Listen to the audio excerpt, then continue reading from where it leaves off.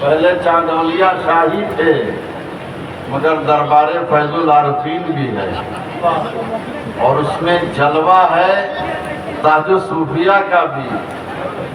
بغل میں دیکھیں گے تو پیرانی اماں، یہ ظاہر میں پیرانی اماں حضرت کی ماں ہیں اور حضرت کی دادی ہیں، مگر میں جو سمجھتا ہوں وہ اللہ کی ایک ولیہ ہے۔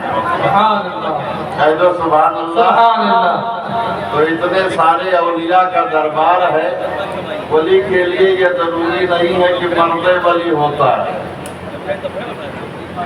جہاں مرد ولی ہوتا ہے وہیں عورت بھی اللہ کا ولیہ ہوتی ہے، اور جب عورت اللہ کی طرف رجوع کر لے، رابعہ بصری کا مظہر بن جائے تو کعبہ بھی استقبال کے لیے چلا جاتا ہے۔ سبحان اللہ۔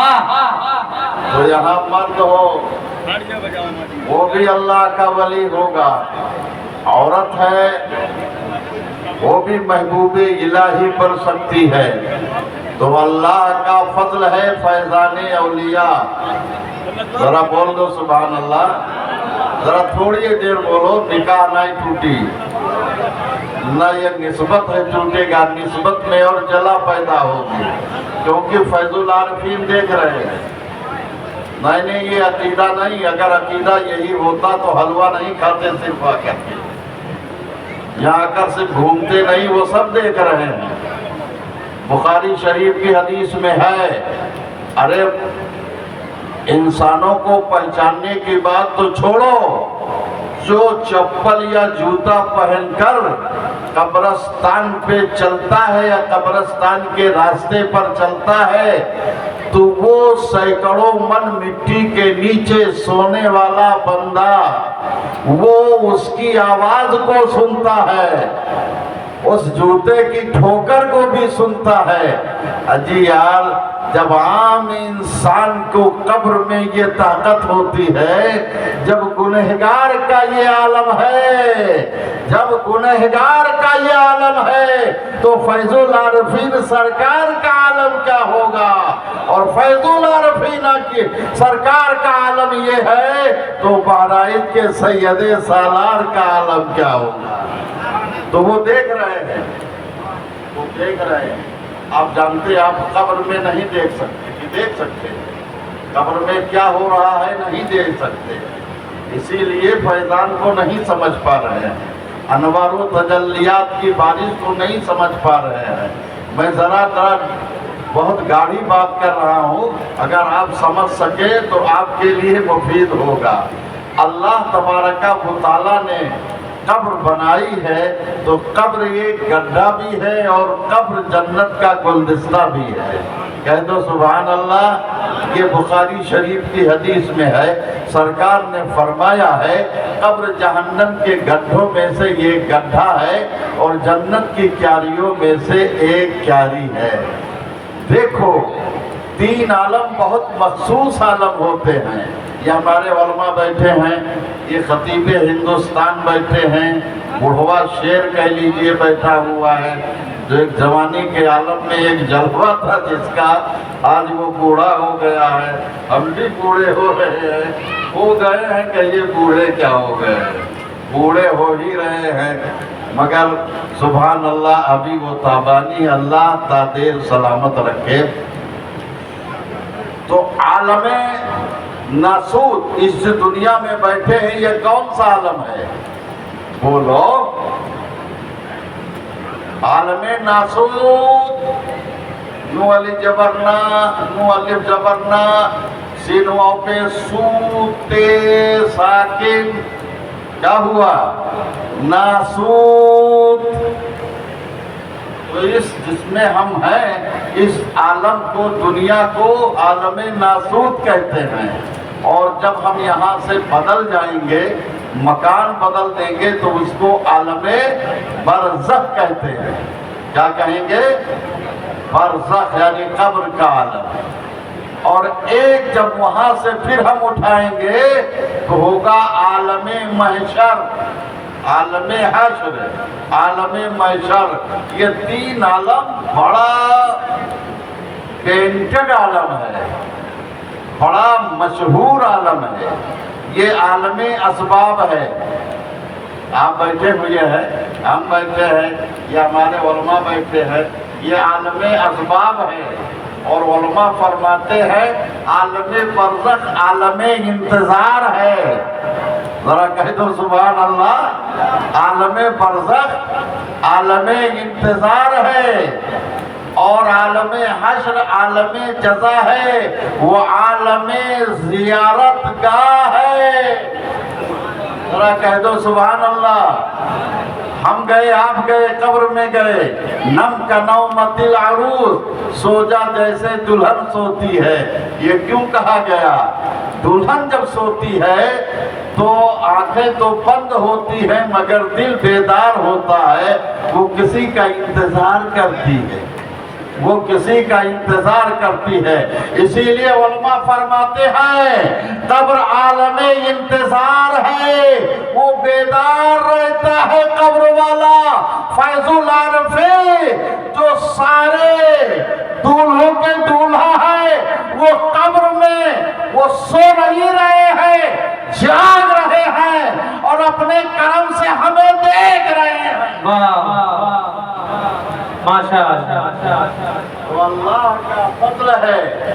فیضان اولیاء اور کردار فرمان کردگار ہے فرمان اولیاء۔ سبحان اللہ نہ کہو، فرمان کردگار ہے فرمان اولیاء۔ کہہ دو سبحان اللہ اور سبحان اللہ۔ وہ جانتے ہیں کیفیت بادئے الست۔ سبحان اللہ، ذرا تصوف کی بات آ گئی ہے۔ وہ جانتے ہیں حضرت کیفیت بادئے الست۔ یہ بادئے الست کا ہوا، لسی ہوئے کا ہوا بادئے الست۔ ایک وقت تو نہیں کہہ سکتے ہیں مگر حدیث میں ہے ایک مرتبہ اللہ نے ہم سب کو اکٹھا فرمایا تھا، روح میں اکٹھا فرمایا تھا، ایک جلسہ کیا تھا۔ کیا کیا تھا؟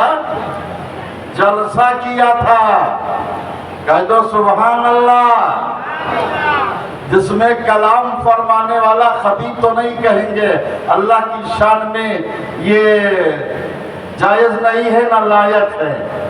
اللہ کلام کر تقریر کہہ سکتے ہیں۔ تقریر کرنے والا کون تھا؟ پروردگار عالم تھا۔ سننے والے ہم مومنین تھے۔ مومنین کیا بلکہ سارے انسان تھے۔ بولو، جب تقریر کرنے والا تقریر کرے گا، کلام کرنے والا کلام کرے گا، تو سامنے ہوگا کہ غائب ہوگا؟ سامنے تھا۔ پروردگار عالم کا جلوہ سامنے تھا، پروردگار عالم کا نور، پروردگار عالم کی قدرت سامنے تھی۔ اللہ کلام فرما رہا تھا، ہم سن رہے تھے۔ اب یہاں پر اگر اور پڑھ کے بات کہہ دوں تو علماء تو فتویٰ لگا دیں گے، ہو سکتا ہے صوفیہ چھوڑ دیں مگر علماء فتویٰ لگا دیں گے کہ کلام اللہ نے کیا۔ اللہ کو دیکھا؟ دیکھا کہ نہیں دیکھا؟ ارے بولو، جب کلام سنا اور جلسے میں اللہ کا جلوہ تھا تو اللہ کا جلوہ دیکھا؟ کیسا تھا پتا ہے؟ ارے سب کو پتا نہیں، یہ فیض العارفین کی روح سے پوچھو، صابر پیا کے روح سے پوچھو، بابا فرید الدین کی روح سے پوچھو، اجمیر کے خواجہ کی روح سے پوچھو۔ یہ اولیاء کرام اسی حسن کو تو تلاش کر رہے ہیں، اسی حسن میں سرگرداں ہے۔ وہی حسن تلاش کر رہے ہیں. کوئی سرسوں کے کھیت میں پہنچ گیا, اس کے حسن کا جلوہ نظر آیا, رس کرنے لگے, جھومنے لگے, رس کرنے لگے, گھومنے لگے. اللہ اکبر. ایک اللہ کے مستانے کو لوہا بھٹی میں گرم کیا جا رہا تھا. جب اس کی رنگت کو انہوں نے دیکھا تو اس میں ان کو حسن خدا کا جلوہ نظر آیا. ہونٹ لگا کر اسے چوم لیتے ہیں. وہ تلاش کرتے ہیں کہ حسن الہی, جو جلوہ الہی جو روز ازل میں دیکھا تھا, اسی کی تلاش کر رہے ہیں. اور جہاں وہ جلوے کی جھلک آ رہی ہے وہیں وہ مست ہو جا رہے ہیں بے خود. یہی ہے بادئے روز الست, یہی ہے.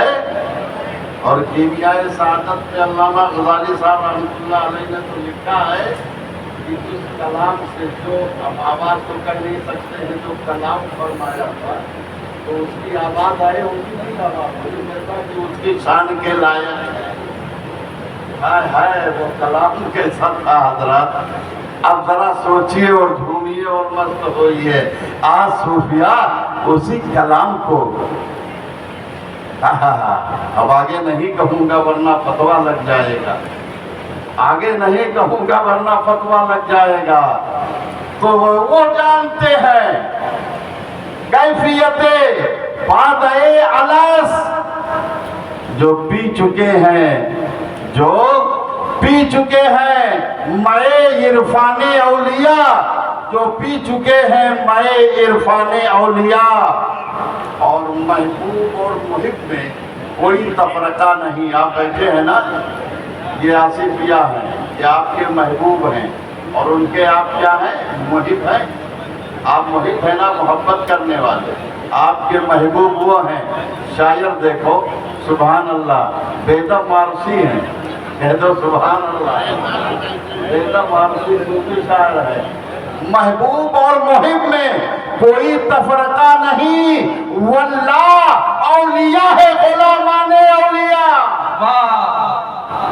واللہ اولیاء ہے محبان اولیاء. اللہ اکبر.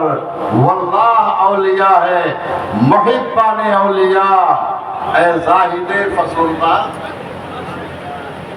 اے زاہد فسردہ, اگر شوق خلد ہے, بیدم صاحب فرماتے ہیں, اے زاہد فسردہ, اگر ذوق خلد ہے, آ دیکھ لے بہار گلستان اولیاء, آ دیکھ لے بہار گلستان اولیاء, آ دیکھ لے. اللہ یا رسول زندہ باد.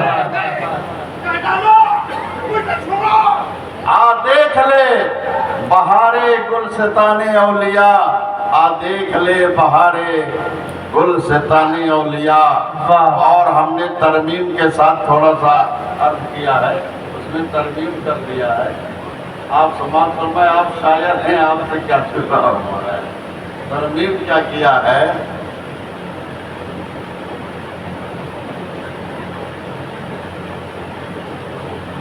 دل, سبھی کے دل روشن ہے ان کے نور سے. چھٹک رہا ہوں, ان کے دل سے, دل روشن ہے سب ان کے نور سے. میں چھوڑ رہا ہوں. درود شریف اللہم صلی علی سیدنا مولانا محمد وعلی آل سیدنا مولانا محمد وبارک وسلم. صلاۃ و سلام علیک یا رسول اللہ. تو حضرات, یہ آپ عرص فیض العارفین میں ہیں. 2 آدمی ہیں, 4 آدمی ہیں, کتنے بھی ہیں, آپ اس کی فکر نہ کیجئے. کل مجمع ہوگا, آپ اس میں سنتشٹ ہو لیجیے گا, مگر اس سے یہ کم نہیں. اور اس میں آنے والے کم ہیں, مگر آنے والوں میں دم بہت ہے. اللہ کے رسول صلی اللہ علیہ وسلم کا یہ دیوانہ, یہ معمولی ہستی نہیں ہے, جس کے روگ و داغ سے علامہ آزمی جیسا مفتی دورہ، محدث دورہ، محقق کے دورہ جو تھر تھر کانپ رہا ہو، سبحان اللہ۔ میں نے دیکھا ہے اشرفیہ کے اسٹیج پر جب پہنچ جاتے تھے، پہنچ رہے تھے، کچھ کہہ رہے تھے مفتی شریف الحق، فیض العارفین میں ڈانٹ دیا، چپ شریف الحق، اللہ اکبر۔ اللہ اتنے پائے کا عالم رہا ہو اور مظہر اور جو منظر اسلام کا شیخ الحدیث رہا ہو، اعلیٰ حضرت کے مدرسے کا شیخ الحدیث رہا ہو، وہ معمولی آدمی ہے؟ ان کو سمجھنے میں لوگوں نے غلطی کی ہے۔ جو ایک عالم بھی تھا، ایک مدبر بھی تھا، ایک فقیہ بھی تھا، ایک محدث بھی تھا، ایک مفسر بھی تھا اور ایک فقیر بھی تھا۔ سبحان اللہ۔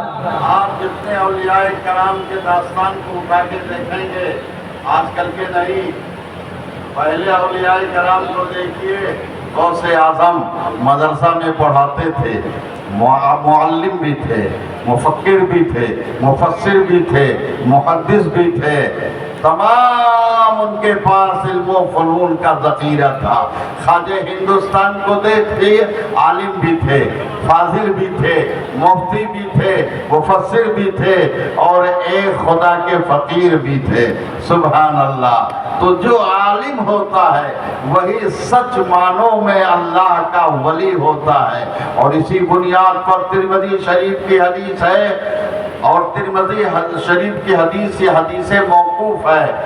حضرت عبداللہ ابن عمر کا بیان صاحب ترمذی نے نقل کیا ہے کہ حضرت عبداللہ ابن عمر کعبہ شریف کے سامنے کھڑے ہوئے اور اس کو دیکھ کر کے فرمایا، اِنَّكَ اعظمك اللہ شرفا و تکریما، اے کعبہ، اللہ نے تجھے بہت بڑا مرتبہ دیا ہے، بہت بڑی عظمت دی ہے، لیکن اے کعبہ سن لے، اے کعبہ سننے، ولیکن قلب المومن افضل منک، لیکن ایک اللہ کے ولی کا دل تجھ سے افضل ہے، یعنی ایک اللہ کے ولی کا دل کعبہ سے بھی افضل ہوتا ہے، کعبہ سے بھی بہتر ہوتا ہے، اور کعبہ سے بہتر تھا۔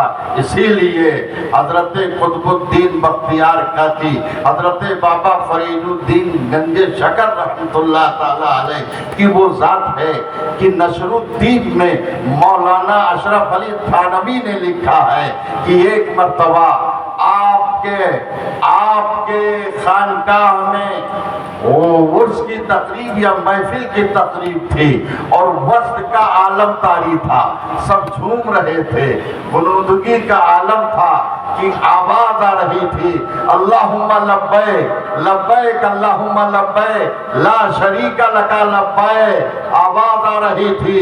تو بتا رہے ہیں حضرت بابا نظام الدین محبوب الہی رحمت اللہ تعالیٰ علیہ فرماتے ہیں کہ میں نے جب سنا تو میری آنکھیں کھلی، میں کیا دیکھ رہا ہوں کہ میرے پیر و مرشد کے ارد گرد کعبہ طواف کر رہا ہے، اور میرے پیر و مرشد بابا فرید الدین گنج شکر رحمت اللہ علیہ اللہم لبیک کہہ رہے ہیں۔ تو اللہ کا ولی کعبہ سے بھی افضل ہوتا ہے۔ کعبہ کی ایک دیوار ہے، انوار و تجلیات کی بارش ہوتی ہے، اگر کعبہ پر انوار و تجلیات کی بارش ہوتی ہے تو اولیاء کے دل پر بھی انوار و تجلیات کی بارش ہوتی ہے۔ فیض العارفین کو بالکل کم میں مت لو علاقہ والوں، جہاں تک آواز پہنچ رہی ہے منحوسوں سنو،